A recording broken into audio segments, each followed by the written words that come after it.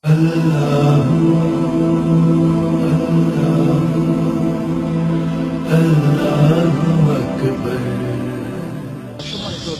দেখতে পাচ্ছেন আমরা এখন জাবালুর রহমতের ঠিক উপরে আছি। এখানে অসংখ্য মানুষজন নানানভাবে দোয়া করছেন, তারা সেখানে পাথরে লিখে যাচ্ছেন তাদের নাম, সলা আদায় করছেন। উপরে লেখা আছে এখানে যে সব কিছুই খেলাফ সুন্নাহ। তারপরেও আমাদের মুসলিম ভাইরা বোনেরা এই কাজগুলো করে যাচ্ছেন। নিঃসন্দেহে এগুলো বিদআত অন্তর্ভুক্ত। এখানে এসে বারকা নেওয়ার জন্য এই সমস্ত কাজ কখনোই ইসলাম সমর্থন করে না। আল্লাহ আমাদেরকে বিদআতগুলো বোঝার তৌফিক দান করুন, আমিন।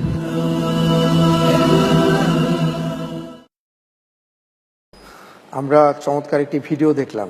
ভিডিওর মধ্যে একটি উঁচু মিনার দেখেছি, চিনতে পেরেছেন? জি, এটা কি? জাবালুর রহমত। প্রশ্নে যাই। আপনার জন্য এবারে প্রশ্ন, জাবালে রহমতের উচ্চতা কত মিটার? ক 70 মিটার, খ 80 মিটার, গ 90 মিটার, ঘ 100 মিটার।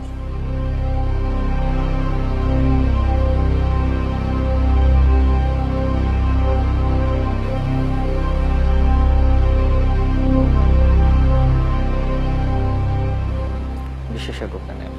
বিশেষজ্ঞ প্যানেলের সহায়তা চাচ্ছেন। বিশেষজ্ঞ প্যানেলের সহায়তা দেয়া হোক। জি। বিসমিল্লাহির রহমানির রহিম। আমরা বিশেষজ্ঞ প্যানেল থেকে গোল্ডেন চেয়ারে যিনি আছেন রাকিবুল হাসান, তাকে সহযোগিতা করছি। সঠিক উত্তর হবে, তাকে আমরা সহযোগিতা করব এইভাবে যে জাহান্নামীদেরকে যেই শিকল দ্বারা বাঁধা হবে, ওই শিকলের দীর্ঘায়িত যেটা হবে জাবালের রহমতেরটাও সেই একই সংখ্যায়। আচ্ছা আচ্ছা, অনেক ধন্যবাদ আপনাকে। জি, বিশেষজ্ঞ প্যানেল আপনাকে সহায়তা করেছেন। এবার বলুন, আপনি ধরতে পেরেছেন? জি, আলহামদুলিল্লাহ। সেটা হচ্ছে ক 70 মিটার। ক 70 মিটার।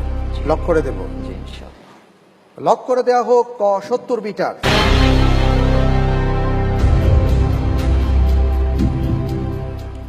সঠিক উত্তর।